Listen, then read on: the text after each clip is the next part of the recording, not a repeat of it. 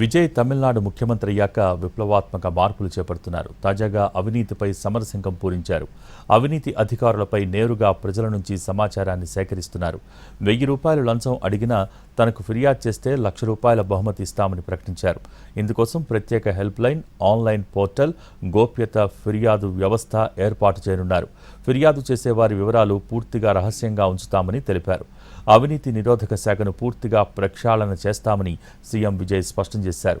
ప్రభుత్వ శాఖల్లో రాజకీయ జోక్యం, అంతర్గత అవినీతిపై కఠిన చర్యలు తీసుకుంటామన్నారు. అన్ని ప్రభుత్వ శాఖలకు 3 నెలల గడువు విధించారు. Revenue, registration, police, municipal, transport శాఖలపై ప్రత్యేక నిఘా పెట్టనున్నారు. టెండర్లు, కాంట్రాక్టులు, నియామకాల్లో పారదర్శకత తీసుకురావడమే లక్ష్యమని విజయ్ తెలిపారు. ప్రజల డబ్బు పవిత్రమైనది, అవినీతి చేసేవారిని వదిలిపెట్టబోమంటూ అధికారులను హెచ్చరించారు. క్లీన్ గవర్నెన్స్ తమ ప్రభుత్వ ప్రధాన ఎజెండా అని సీఎం విజయ్ స్పష్టం చేశారు. విజయ్ నిర్ణయంపై తమిళనాడు రాజకీయ వర్గాల్లో విస్తృతంగా చర్చ జరుగుతోంది.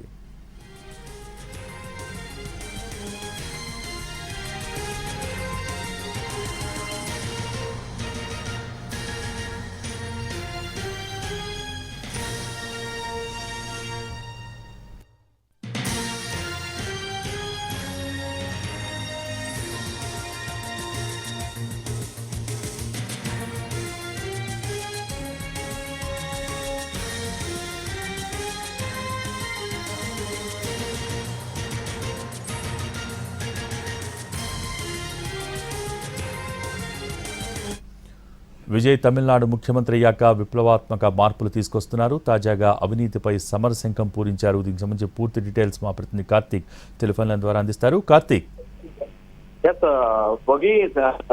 సీఎం గా బాధ్యతలు చేపట్టిన అనంతరం విజయ్ తీసుకున్నటువంటి నిర్ణయాలు దేశవ్యాప్తంగా కూడా సంచలనంగా మారుతున్నాయి. తాజాగా మరొక కీలకమైనటువంటి నిర్ణయం కూడా సీఎం విజయ్ తీసుకోవడం కూడా జరిగింది. ముఖ్యంగా అవినీతి మీద ఎన్నికల ముందు నుంచి కూడా పెద్ద ఎత్తున ప్రచారం చేస్తూ వచ్చారు. అవినీతి రహిత తమిళనాడే లక్ష్యంగా కూడా తాము పనిచేస్తామంటూ కూడా ముందు నుంచి చెప్పినటువంటి పరిస్థితి. అనుకున్నట్టుగానే కూడా బాధ్యతలు చేపట్టిన 10 రోజుల్లోనే ఒక కొత్త నూతన విధానానికి కూడా ప్రకటించడం కూడా జరిగింది. దానికి సంబంధించినటువంటి పాలసీ వివరాలను కూడా వెల్లడించారు. ఎవరైనా కూడా ₹1000 లంచం అడిగినా కూడా ఫిర్యాదు చేస్తే ₹1,00,000 బహుమతిగా కూడా ప్రకటించడం కూడా జరిగింది. ₹1000 ₹1 కాదు, ₹1000 దాటిన ప్రతి ఒక్కరూ కూడా ఎవరైనా కూడా సాక్ష్యాధారాలతో ముందుగా వచ్చి కంప్లైంట్ చేస్తే మాత్రం సంబంధిత అధికారి మీద చర్యలు తీసుకోవడమే కాకుండా ఎవరైతే బాధితున్న పక్షానికి అండగా ఉండడానికి వారిని ప్రోత్సహించడానికి కూడా ₹1,00,000 బహుమతిగా కూడా ప్రభుత్వం ప్రకటించింది. ఇక అధికారులపై నేరుగా సమాచారాన్ని సేకరించేందుకు కూడా చెప్పడం కూడా జరిగింది. దీనికోసం ప్రత్యేకమైనటువంటి హెల్ప్ లైన్, ఆన్లైన్ పోర్టల్ను ఎవరైతే ఫిర్యాదు చేస్తారో వారందరి గోప్యతను కూడా పూర్తి స్థాయిలో ఒక రక్షణ వ్యవస్థ అనేది కూడా ఏర్పాటు చేస్తూ ఉన్నారు. అయితే అవినీతి నిరోధక శాఖను పూర్తిగా ప్రక్షాళన చేస్తామని చెప్పి స్పష్టం చేశారు.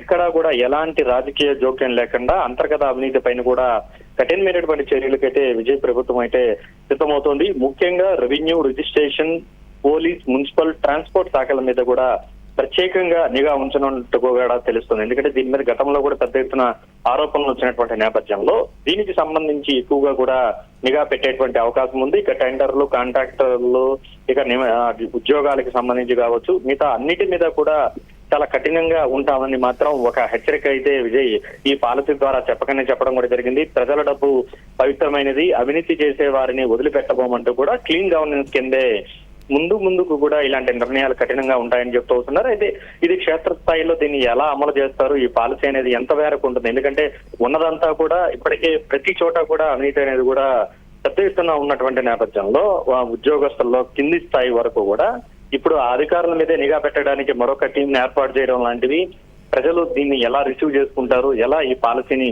ముందుకు తీసుకువెళ్ళబోతున్నారు అనేది కూడా ఒక రకమైనటువంటి చర్చనైతే పెద్ద ఎత్తున నడుస్తోంది. Okay, thank you Karthik.